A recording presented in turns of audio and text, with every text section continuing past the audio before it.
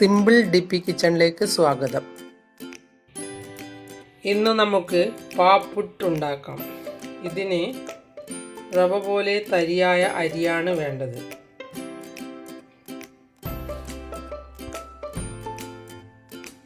ഇതിൽ പൊടിയൊന്നും പാടില്ല, തരിതരിയായി തന്നെ വേണം.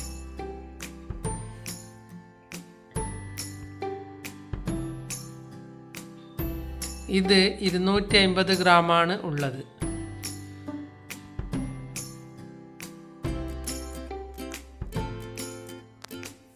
ഈ തരി ഒരു പാത്രത്തിലേക്ക് ഇട്ട് കൊടുക്കാം.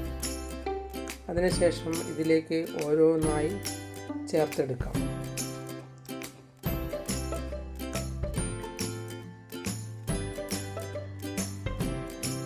ഇത് കേരളത്തിലുള്ളവരുടെ ഭക്ഷണമല്ല, കുടക് നാട്ടിൽ ഉള്ളവരുടെ ഭക്ഷണമാണ്.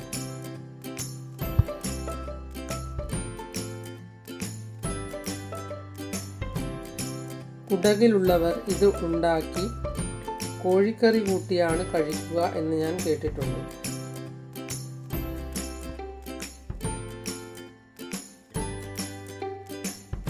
ഇനി ഇതിലേക്ക് 2 കപ്പ് വെള്ളം ഒഴിച്ചു കൊടുക്കാം.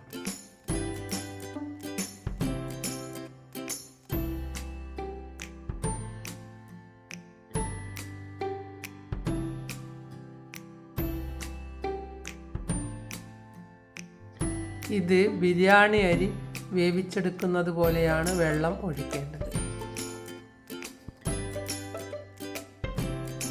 പക്ഷേ ആവിയിലാണ് വേവിച്ചെടുക്കുക.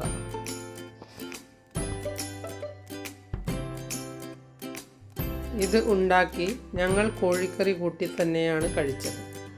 കഴിക്കാൻ മോശമൊന്നുമില്ല.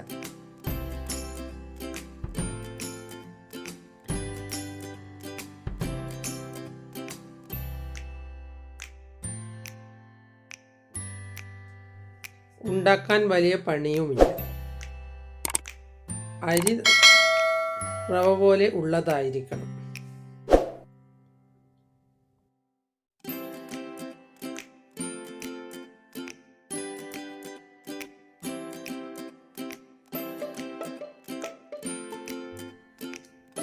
അരി ഞാൻ തന്നെ മിക്സിയിൽ പൊടിച്ച് റവ രൂപത്തിൽ ആക്കിയെടുത്തതാണ്.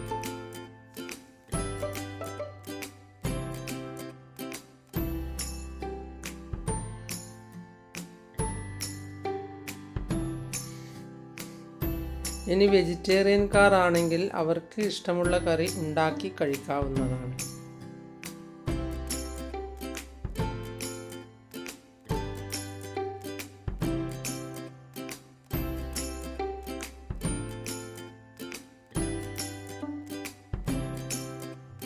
ഇനി ഇതിലേക്ക് 4 ഏലക്കായ പൊടിച്ച് ഇട്ട് കൊടുക്കാം.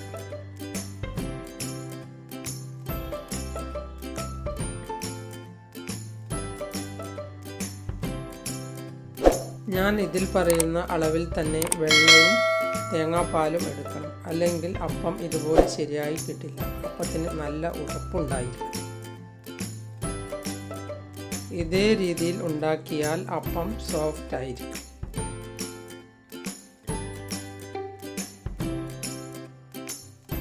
ആവശ്യത്തിനുള്ള ഉപ്പിടാം. ഞാൻ 1/4 ടീസ്പൂണിൽ കുറച്ച് കുറവായിട്ടാണ് ഉപ്പിട്ടത്.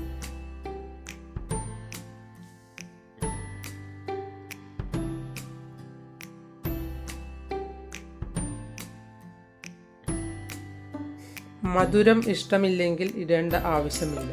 ഞാൻ ഇതിലേക്ക് 1 ടീസ്പൂൺ പഞ്ചസാര ഇട്ട് കൊടുക്കുന്നുണ്ട്.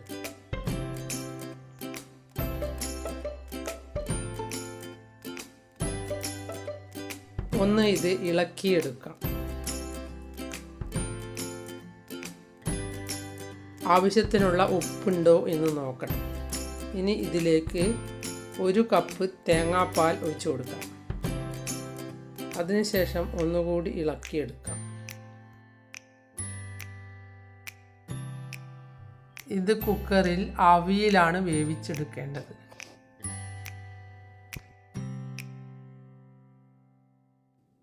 അല്ലെങ്കിൽ നിങ്ങൾക്ക് ഇഡ്ഡലി ചുടുന്ന പാത്രത്തിൽ വെച്ചും വേവിച്ചെടുക്കാം. ഇനി ഈ കൂട്ട് നെയ്യ് തേച്ച പാത്രത്തിലേക്ക് ഒഴിച്ചു കൊടുക്കാം. വേണമെങ്കിൽ ഇത് മുഴുവനായി ഒരു പാത്രത്തിലൊഴിച്ച് ആവിയിൽ വേവിച്ചെടുക്കാം. ഞാൻ 2 പ്രാവശ്യമായി ഒഴിച്ചാണ് വേവിച്ചെടുത്തത്.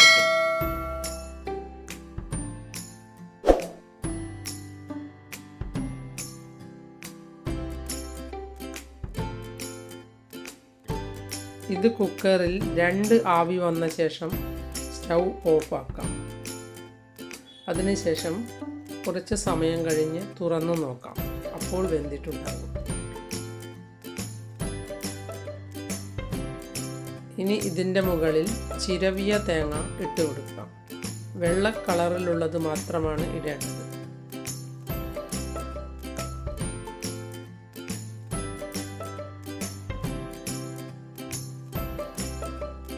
വെന്ത ശേഷം എടുത്തു നോക്കിയാൽ ഇതേ രൂപത്തിലാണ് ഉണ്ടാവുക. ഇനി ഇത് നല്ലതുപോലെ തണുത്ത ശേഷം പാത്രത്തിൽ നിന്ന് ഇളക്കിയെടുക്കാം. തണുക്കാതെ എടുത്താൽ പൊട്ടിപ്പോകും. ചൂടോടുകൂടി എടുക്കരുത്.